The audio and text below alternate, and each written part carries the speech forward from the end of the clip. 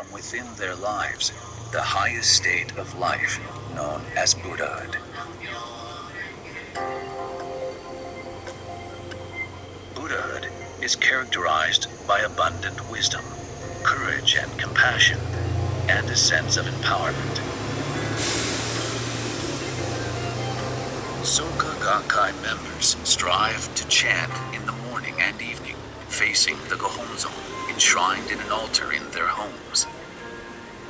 The Gohonzon is a scroll with Nam-myoho Renge Kyo written down the center. To begin chanting, if you haven't already set up an altar, sit upright facing a blank wall or something that won't distract you. You can sit on the floor or in a chair, in whichever position is most comfortable for you. Put your hands together in front of you like this. Start by chanting Nam-myoho Renge Kyo on one note. Make sure to keep your eyes open.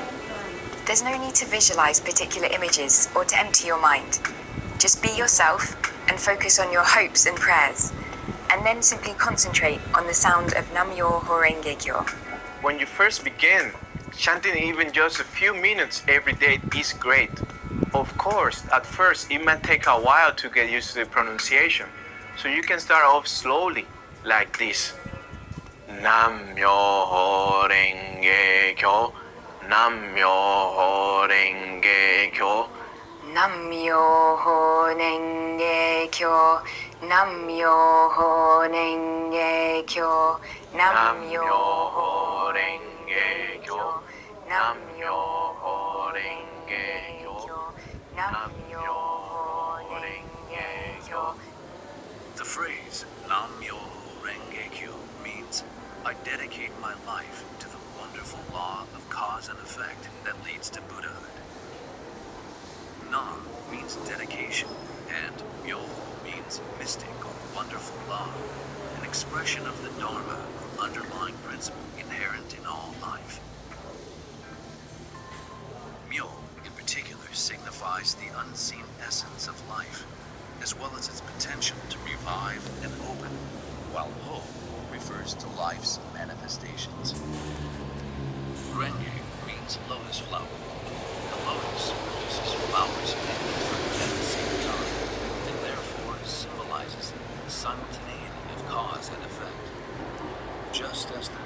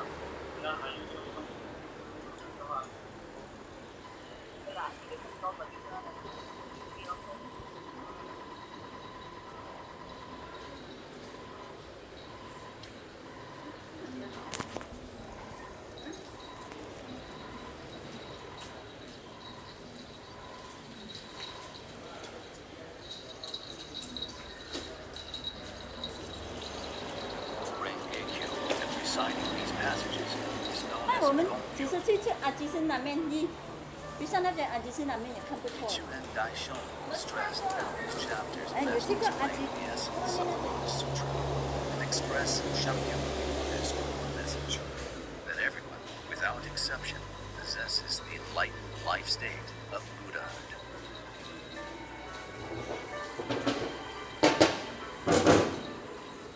So, that's the basic practice. Chanting Nam-myoho Renge Kyo and doing Gongyo. But it's difficult to maintain a consistent practice just on my own. Studying Buddhism and practicing with other people helps me deepen my understanding. Meeting all kinds of people who practice this Buddhism gives me new perspective and prevents my practice from becoming self-centered. Hearing how other people have used their practice to challenge things they thought were impossible inspires me to make greater efforts in my life.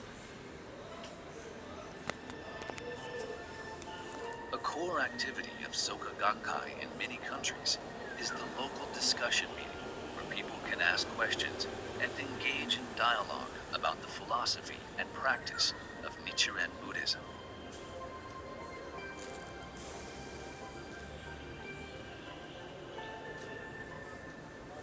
More information can be found on the Soka Gakkai global website. There are introductory materials and a directory to help locate Soka Gakkai organizations and centers.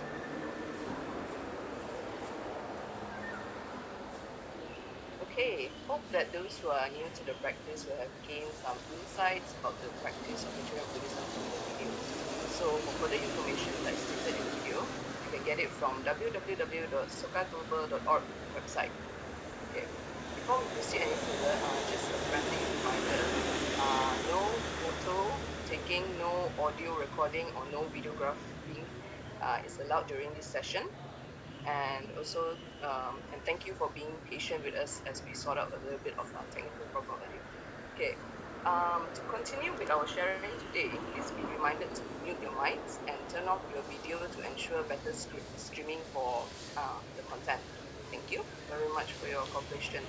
So, today we are delighted to invite Angela to share with us about the journey she faced regarding her career and family. She had been practicing Nichiren Buddhism for more than 30 years and have gone through several challenges over those practice of practice. So without further ado, please let us welcome Angela to share with us. Angela, the floor is yours.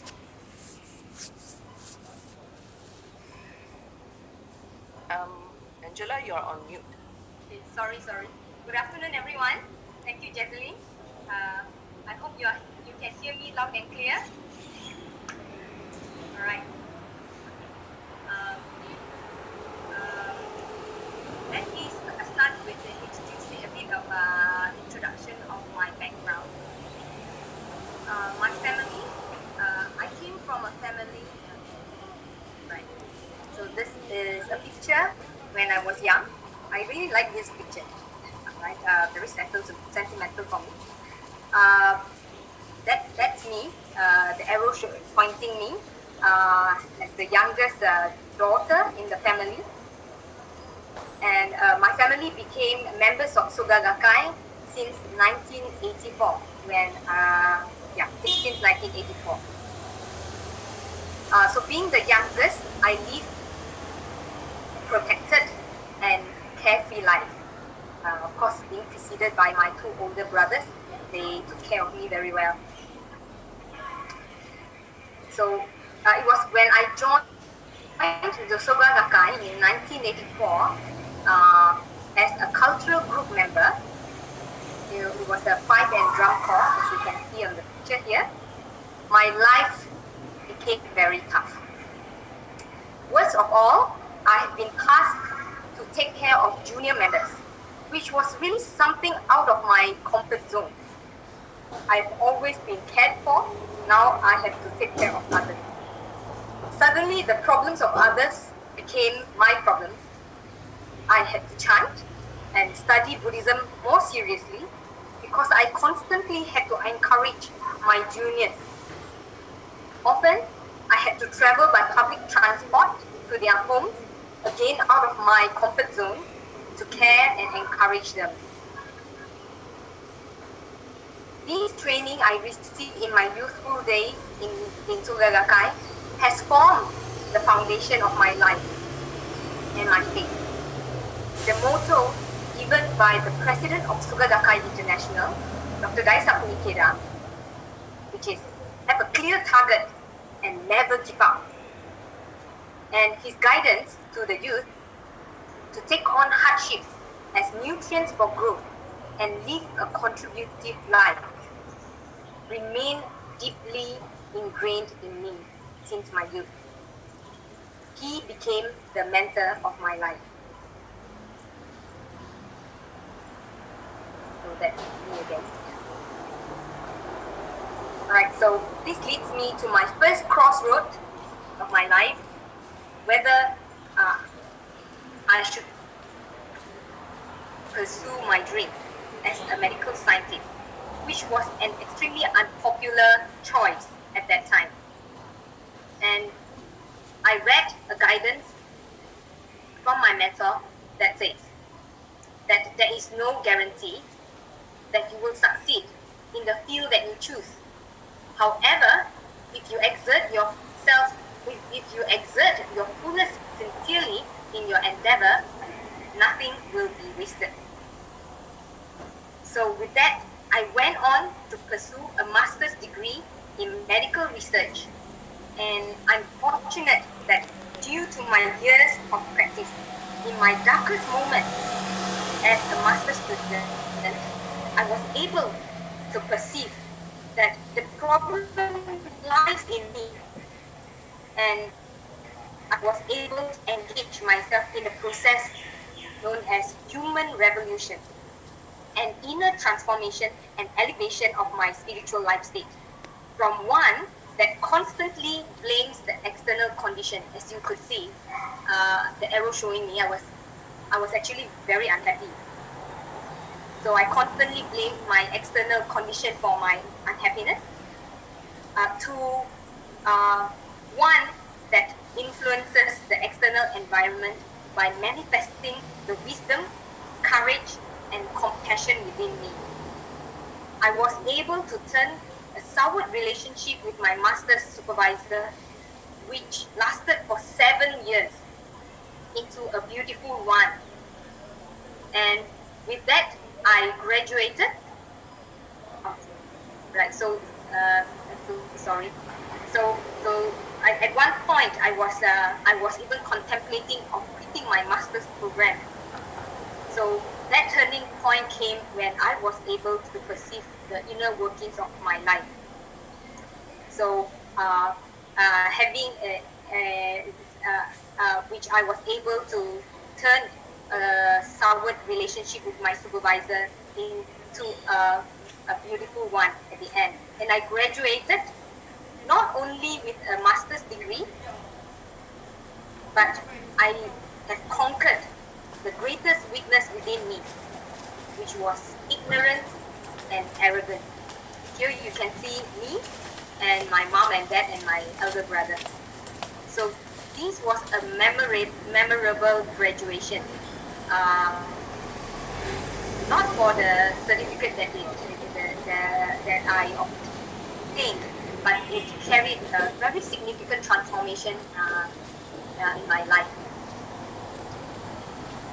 So after overcoming the relationship problem with my previous supervisor, I was able to establish a wonderful relationship with my new supervisor when I went on to pursue a PhD in genetic medicine.